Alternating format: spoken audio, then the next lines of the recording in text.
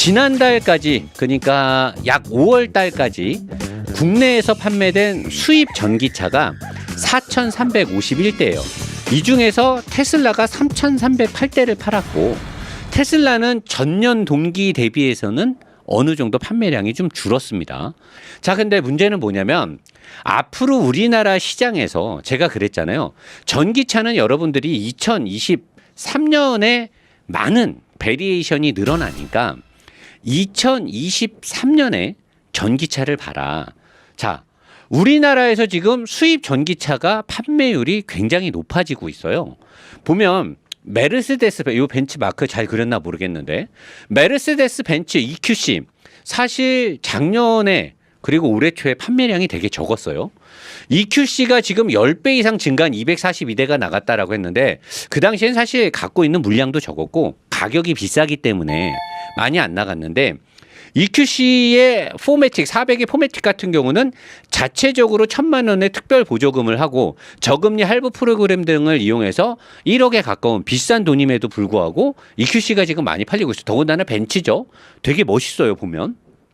포르쉐 타이칸, 아우디 이트론 굉장히 고성능의 전기차들이죠. BMW i3, iX3도 여러 가지 나오고요. 푸조 등등 다른 회사도 그렇고 시보레에서 여러 가지 볼트를 포함한 여러 가지 전기차들이 이제 들어올 예정이에요.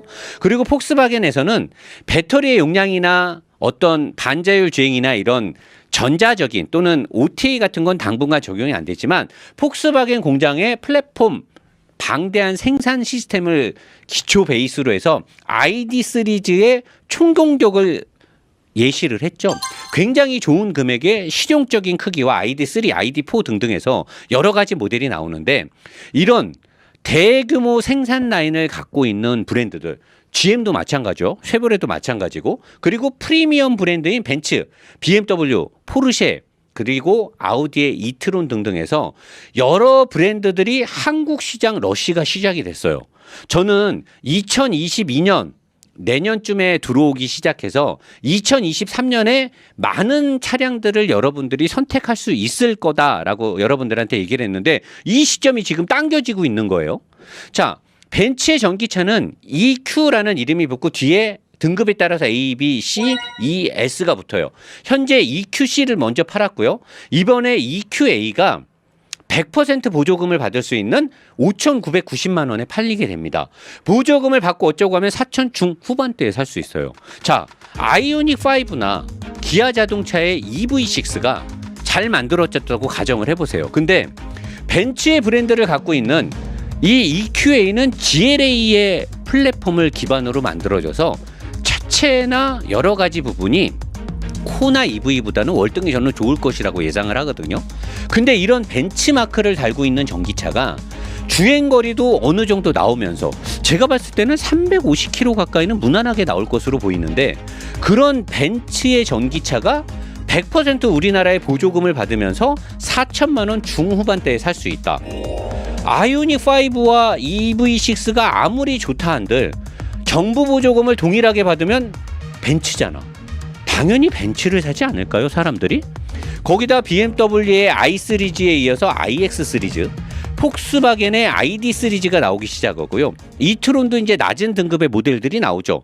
쉐보레, GM, 이빠이 큰 투자, 이빠이는 아니고 엄청난 투자를 통해서 거기에서 또 일본 브랜드들은 도요타, 렉서스, 혼다 등이 일본차 주특기인 하이브리드. 근데 이 하이브리드의 배터리가 개선이 되면서 하이브리드에 대한 능력치가 굉장히 올라간 것들이 신차 출시가 줄지어 쏟아지는 걸로 줄줄이 삐안내 소세지로 지금 나올 예정이 잡혀 있어요. 자, 그러면 코나 EV는 지금 단종이죠? 다시 판매하나요? 잘 모르겠는데 코나 EV가 우리나라에서 얼마나 팔았을까요? 소울 EV가 얼마나 팔았을까요? 아이오닉 5와 EV6가 계약을 많이 받았어요. 하지만 반도체 부족이나 구동 모터의 납품 문제로 차량 판매율이 거의 출고된 게 거의 없죠. 자, 이런 시장에서 테슬라로 시작된 전기차 시장에 독일차 브랜드들이 본격적인 국내 시장 잠식에 열을 올리고 있어요. 거기다 일본차의 직병렬 하이브리드 시스템 DG는 개선된 DG는 하이브리드 시스템들이 막 들어오고 있어요. 과연 현대 기아 자동차의 전기차가 우리나라에서 많이 팔릴 확률이 있을까요? 우리가 작년에 기대했던, 그리고 현대기아자동차가 그렇게 얘기했던 V2에 별거 있었나요? 주행거리, 그들이 작년에 홍보했던 것만큼 주행거리가 나와요? 그 다음에 eGMP, 이제 자랑 안 하죠? 현대기아자동차가 말하는 eGMP에 대한 플랫폼, 다른 독일이나 미국 회사들 eGMP 다 알아요. 그들도 하죠. 하지만 자랑 안 해요. 그러면 우리나라 시장에서 과연 어떻게 현대기아자동차가 전기차, 그동안 내연기관에서는 70%가 넘는 시장 점유율을 현대기아자동차가 우리나라에서 굳건하게 지키고 있었어요. 하지만 전기차 시장은 다르죠. 이미 현대자동차가 저변 확대를 다 해놓은 상태에서 경쟁을 하는 게 아니에요. 여기는 비슷하게 경쟁을 하는 거죠. 벤츠의 GLA 기반으로 소형 SUV인데 66.5kWh의 배터리를 탑재하고 WLTP 기준, WLTP죠. WLTP 기준 426km를 가요. 우리나라 기준으로 하면 350km 전후로 주행거리가 나오겠죠.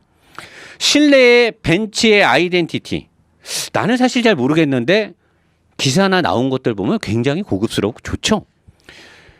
회생 제동도 스스로 줘. 사실 이거는 전기차에서 그렇게 큰 의미가 없어. 테슬라에서 이걸 일부러 삭제한 데는 다 이유가 있는데, 벤츠에서는 D-오토를 놓고 반자율 주행도 어느 정도 완성이 돼 있다라고 합니다. 거기에 회생 제동이나 여러 가지 옵션과 벤츠의 프리미엄 브랜드까지 들어가 있어요. 자, 그러면 이런 차들이 들어왔을 때 과연 우리나라의 전기차 시대는 어떻게 될까요? 자, 제가 여기에 써놓은 전기차 EV 시장에서 무엇이 가장 중요한가? 자율주행이 아닐까 싶어요. 그리고 두 번째는 OTA겠죠? 그리고 이 모든 게 같이 포함된 빅데이터.